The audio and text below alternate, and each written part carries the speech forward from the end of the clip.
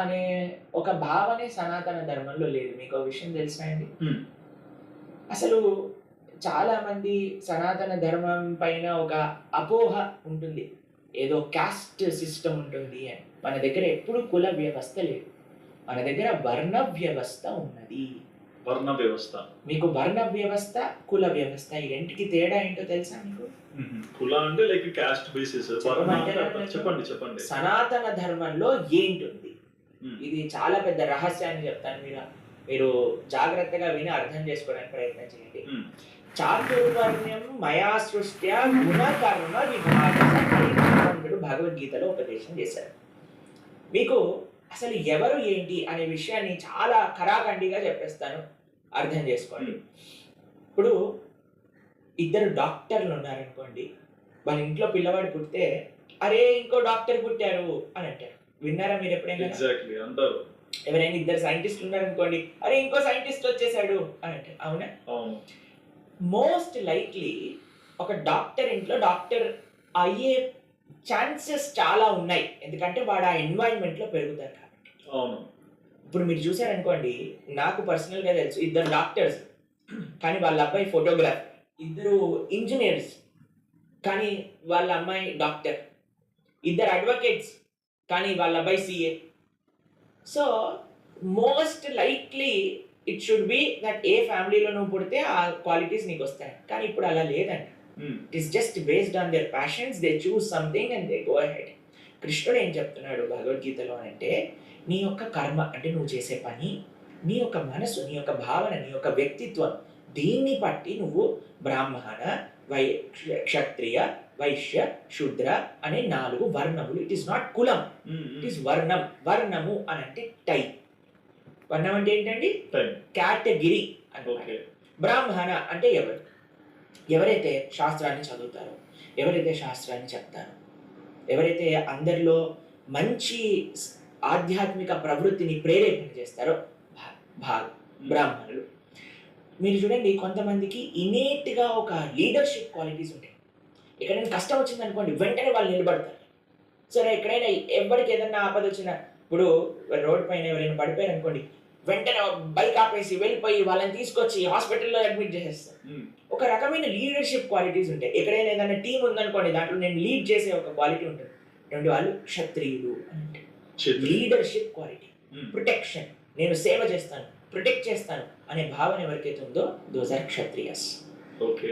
కొంతమంది చూడండి చాలా క్యాలిక్యులేటివ్గా బిజినెస్ మైండ్తో ఆలోచిస్తారు. దేన్ని ఎలా బిజినెస్ చేయాలి. కృష్ణుడు భగవద్గీతలో చెప్తారు, కూషి గోరక్ష వాణిజ్యం.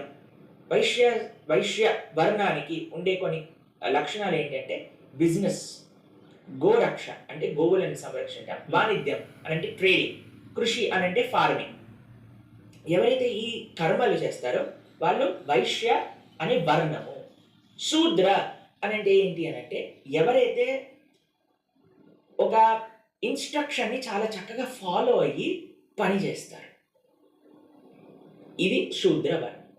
ఇందులో ఎవరు గొప్ప ఎవరు తక్కువ అనే ప్రస్తావన లేదండి సనాతన ధర్మంలో.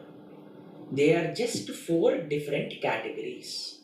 కొంతమంది మమ్మల్ని అడుగుతారు, బ్రాహ్మణోశ్చ ముఖమాసి, ముఖంలో నుంచి బ్రాహ్మణులు వచ్చారు కదా, పాదాల నుంచి శూద్రులు వచ్చారు కదా, మరి మమ్మల్ని ఇలా పాదాల నుంచి వచ్చారు. మీరు చూడండి, ఒక వ్యక్తిని గౌరవించాలి అని అంటే మేము ఎక్కడికైనా వెళ్ళినా సరే, ఏ సాధువుని చూసినా, ఎవరిని చూసినా, భగవంతుని చూసినా పాదాలు మొక్కాలి అని అంటే, అంతేగాని తలపట్టుకుని ఊపేస్తారండి.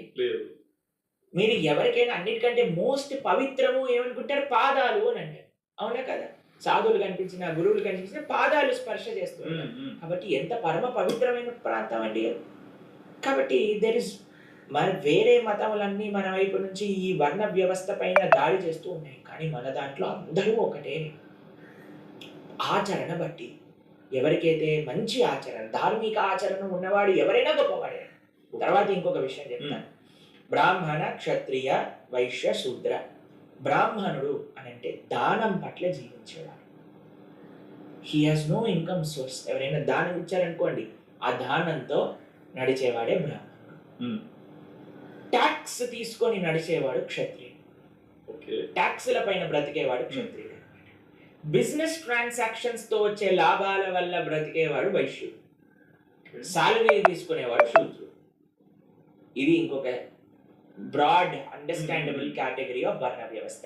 దానం తీసుకుంటే బ్రాహ్మణుడు, ట్యాక్స్ తీసుకుంటే క్షత్రియుడు, బిజినెస్ చేస్తే వైశ్యుడు, సాలరీ తీసుకుంటే శూద్రుడు, ఎవరైనా సరే.